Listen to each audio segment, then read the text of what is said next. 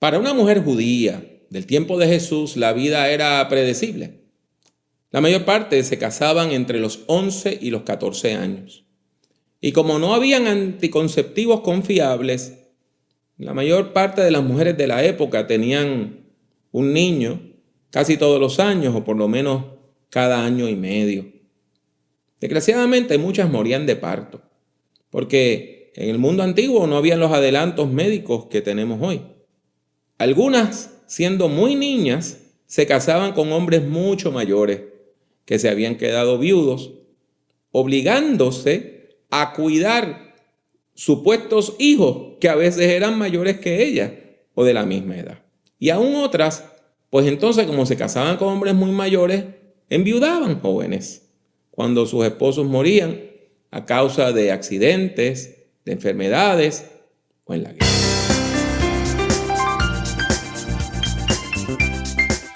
Les habla Pablo Jiménez, exhortándole a que prediquemos. Le doy la bienvenida a este podcast dedicado a la predicación, el liderazgo y la teología pastoral.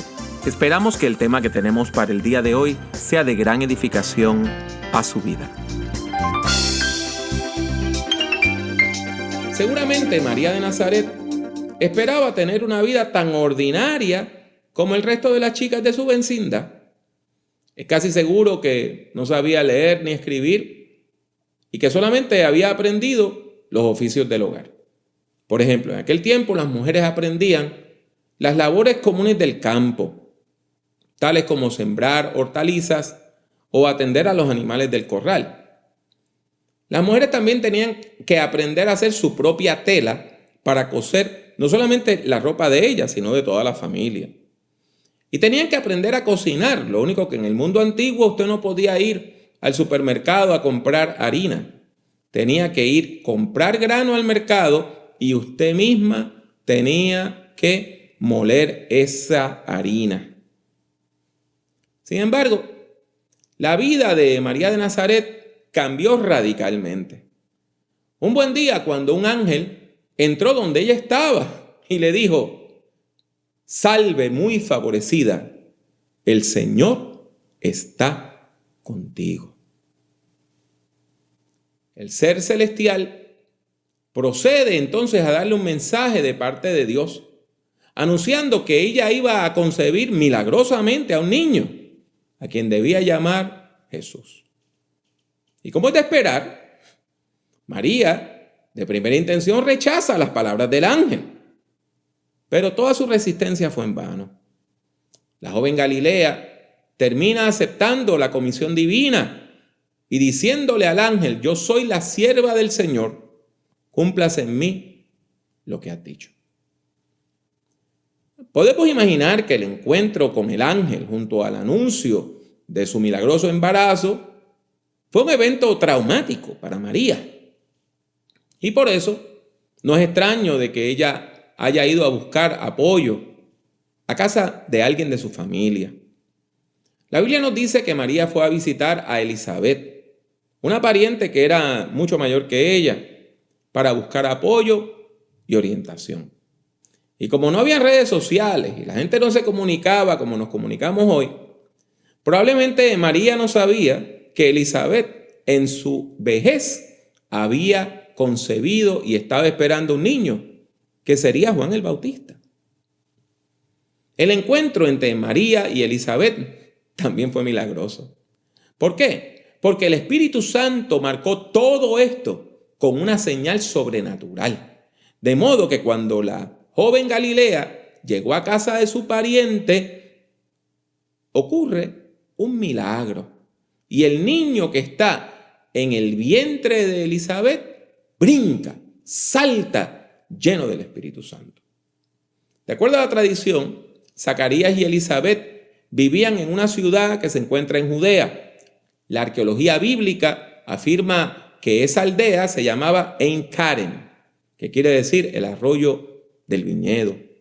Y es un poblado que se encuentra al suroeste de Jerusalén.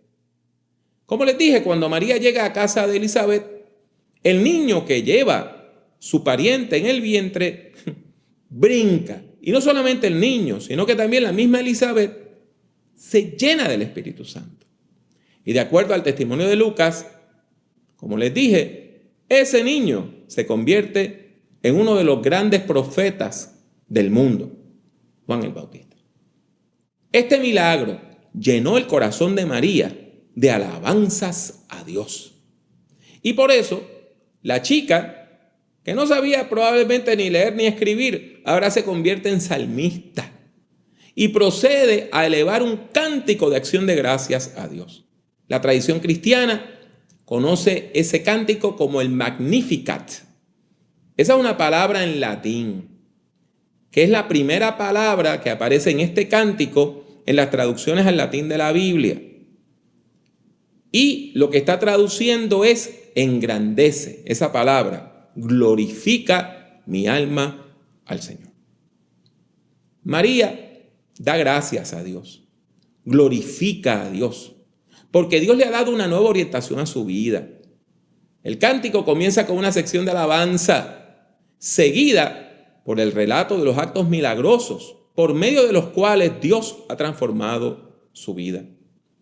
Su himno de acción de gracias demuestra que la joven nazarena comprende que este es un embarazo especial, que tendrá consecuencias universales.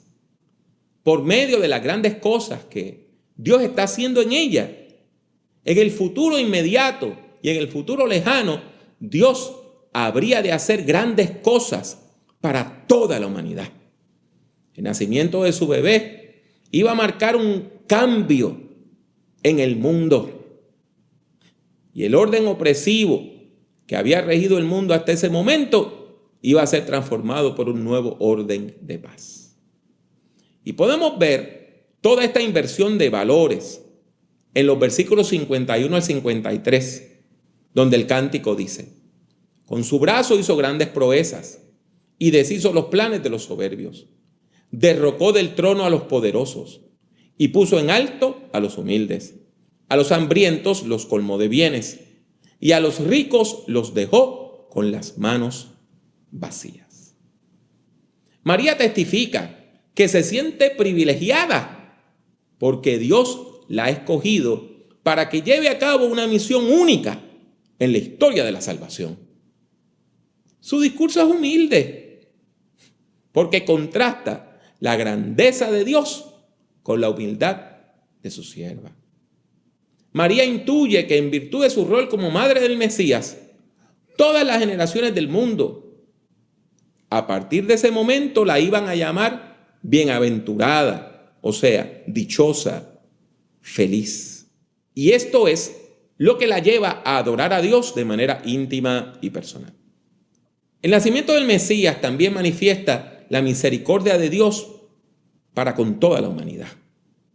El rechazo de la lógica y del orgullo humano, la exaltación de los humildes y la condenación de los poderosos, la culminación de los sueños del pobre sobre los caprichos del rico y el cumplimiento de las antiguas promesas divinas que Dios le había dado al pueblo de Israel.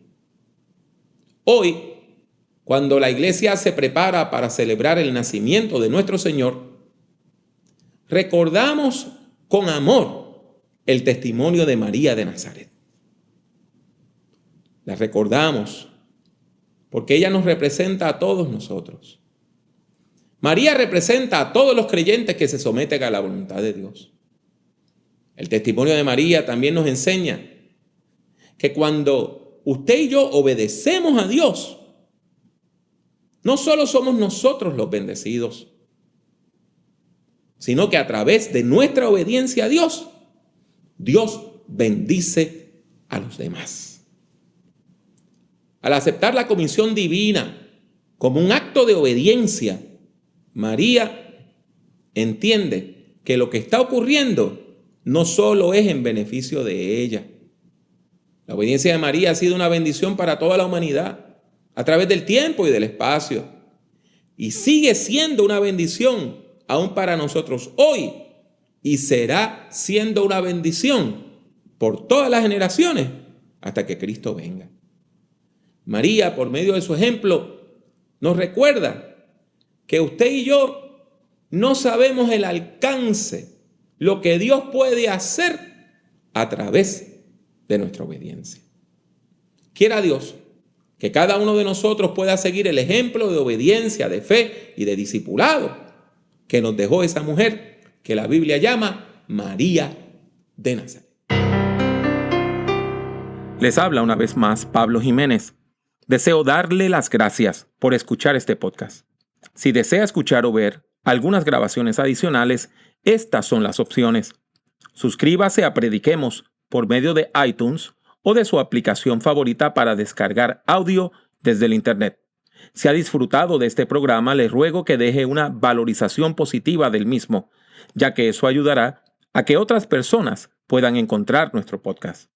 Visite nuestra página en el Internet drpablojimenez.com. Allí encontrará centenares de documentos en texto, audio y vídeo relacionados a la predicación, la teología pastoral y el liderazgo cristiano. El acceso a todos estos documentos es completamente gratuito. En YouTube, acceda a mi canal, que también se llama Dr. Pablo Jiménez. Allí hay más de 800 vídeos de sermones, conferencias y además algo de música cristiana. En las redes sociales me consigue utilizando el mismo nombre, Dr. Pablo Jiménez. En particular, puede encontrarme en Twitter, Facebook, LinkedIn, Tumblr y también en Instagram, entre otras redes. Y si desea comprar algunos de mis libros, tales como Principios de Predicación o Predicación en el siglo XXI, tiene dos opciones. La primera es ir a la sección de libros en mi página drpablojimenez.com. La otra es ir directamente a amazon.com y colocar mi nombre, Pablo Jiménez, en el buscador. Ha sido mi placer tenerle en este podcast. Que Dios le bendiga mucho y que Dios le bendiga siempre.